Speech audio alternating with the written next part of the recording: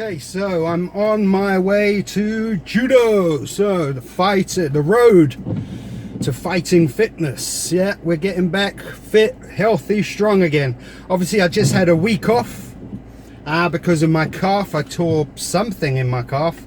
Don't know what exactly. Still feels a bit weird. Still feels really tight. But yeah, I can't wait anymore. You know, once I put my mind to things, that's it. I have to continue and keep focused and stay on the path. So yeah, just driving down to judo. Let's see how the old calf fares. I think it's going to be fine, if I'm honest. Today's an easier session. It's not hardcore sort of randori or anything. So yeah, it's just a bit of niwaza, which groundwork, and an hour and 20 minutes conditioning work. So yeah, just circuits, pretty much what you saw on the very first video when I was gassing out my arse, and yeah, just fucking breathing out my arse, gassing out, and yeah, very hard that first day. But already the improvements are being made. Although I've had a week off, I feel good, and I actually jumped on the scale this morning and I'm down 2 kilograms, which is absolutely awesome. 2 kilograms in just a couple of weeks, and all that comes from is exercise, but more diet than anything. Cutting out the booze, and really just lots of smoothies, lots of protein, really good clean meat and everything, and yeah, just good eating, you know, and cutting down on quantity. And that really is the secret to losing fat. So 2 kilograms in quite literally about 2-3 weeks. And you know, it's pretty good if you ask me. So I'm going to continue driving, and I'll see you when we get on the mat.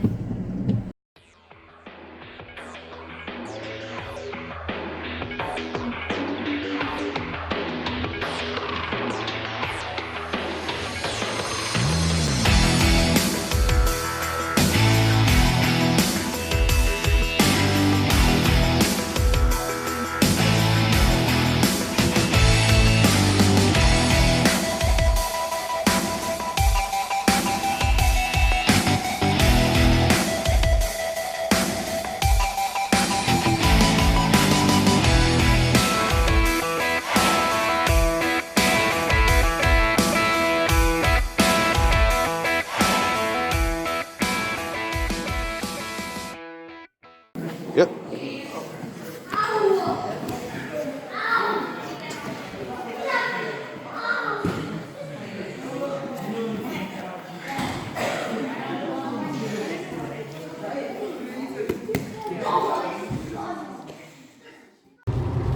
Okay, so just finished 2 hours of training.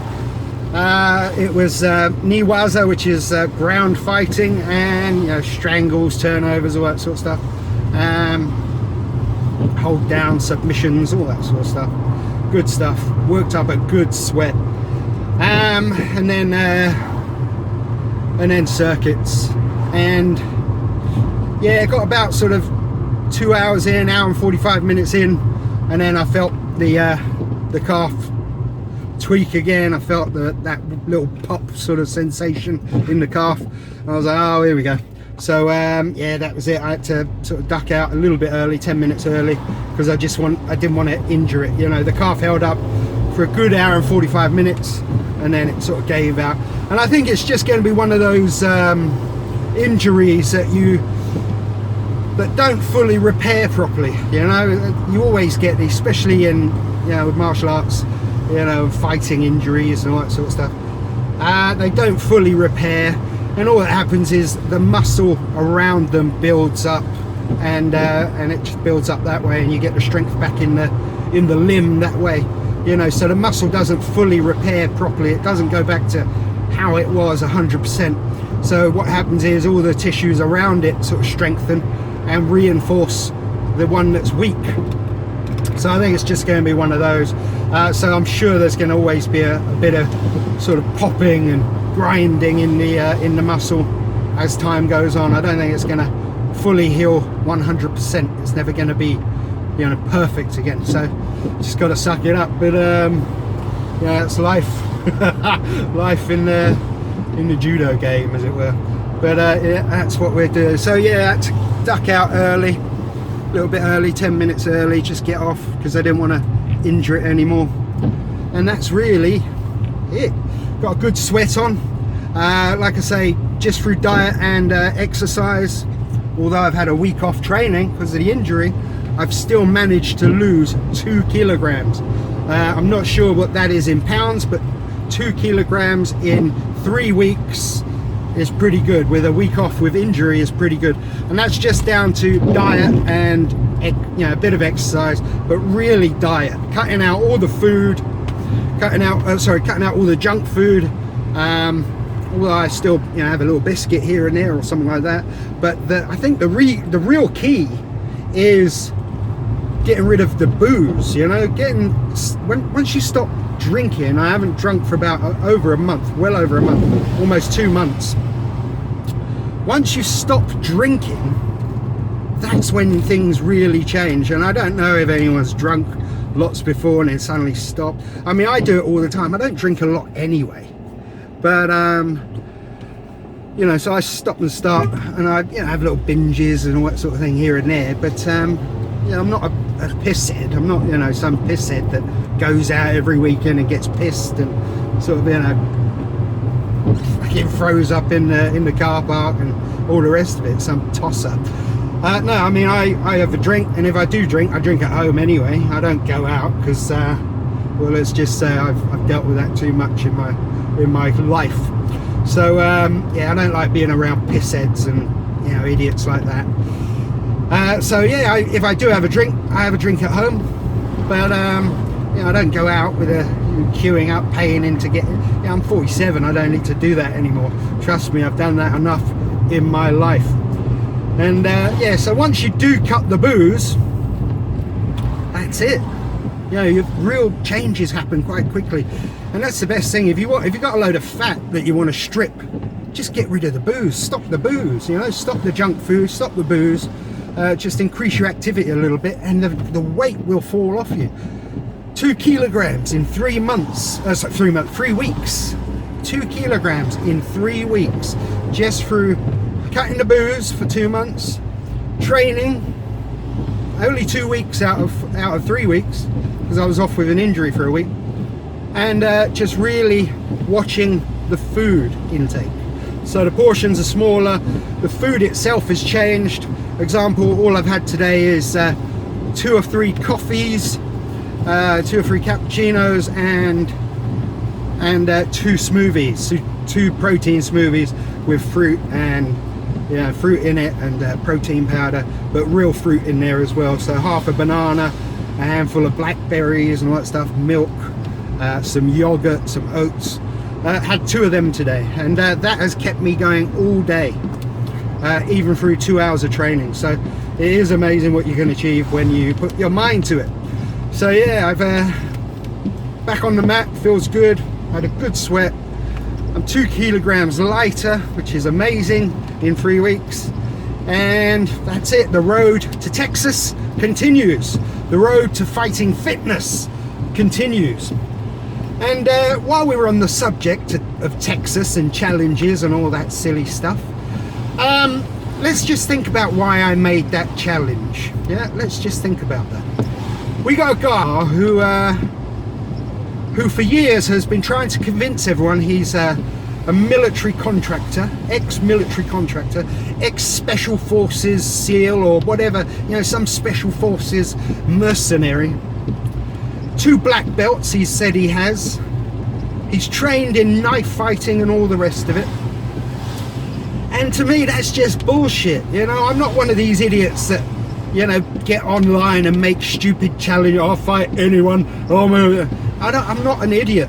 But when you got someone who is saying he's a military contractor, yeah, saying he's a black belt, I don't know about you guys, but, you know, I respect our military, the British Armed Forces, and I respect what people have done, the lives that have lost protecting our country in World War II. My grandparents were involved in the war. My granddad was stationed in Egypt in the Second World War. My other granddad was in the army, regular army. My gran worked in a bomb factory. You know, so my gran's uncle, my gran's brother, so my great uncle was in the Desert Rats, you know, so real military men. I've got lots of friends that are military, ex-military. I've seen what happens when they come back from Iraq and Afghanistan. I know people that haven't come back from Iraq and Afghanistan, so I see what's happening. Yeah, and when you get some clown saying he was a military contractor and all this stuff, well, that's called stolen valor. Yeah, and in America you can actually go to prison for that. That's a federal crime. It's you'll go to prison for stolen valor. And there's loads of videos on the internet, on YouTube, with servicemen calling out fake mercenaries, fake SEALs, fake army. Loads of videos where they get called out, get arrested, and all sorts of stuff, you know. So, and they're made to take off what they're wearing in the street and all that stuff, you know. So that's disgusting and quite despicable. And then when you've got idiots, or the same idiot, saying that he's a black belt, in fact he's 2 black belts, yeah, but he won't tell you what it is he's a black belt in, yeah, so he won't tell you what he has these 2 black belts in. You know, this is why the challenge was made, to make him look like an absolute idiot, yeah, not to prove that I'm a tough guy, because I don't make challenges because idiots do that. But I took exception to her because I wanted to show everyone that he is an idiot. He spent years trying to convince himself that he's a badass, and that's why I made the challenge.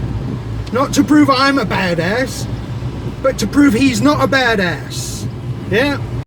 Okay, so just to clear that up, to set the record straight, I'm not interested in any silly challenges.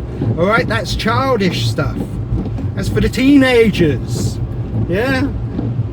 We've grown up, and I've grown up, certainly. I was never into that nonsense anyway, yeah? So, just to set the record straight, I'm not into challenges, yeah? I don't want to do a bench press competition, don't want an arm wrestle, don't want an MMA cage match, yeah? I don't want any of that nonsense. I'm not into I'm not going to reply to any silly challenges, yeah? I only made the video challenging Blaha to prove that he is a coward and a fake. That is it. So are we understanding now? Are we understanding what the videos are about? Right, so like, subscribe, share, tell a friend, tell a family, leave a comment down below. And yeah, hope you like the new the new video filmed in a car as I drive back from judo. Right, so until next time, I'm out of here.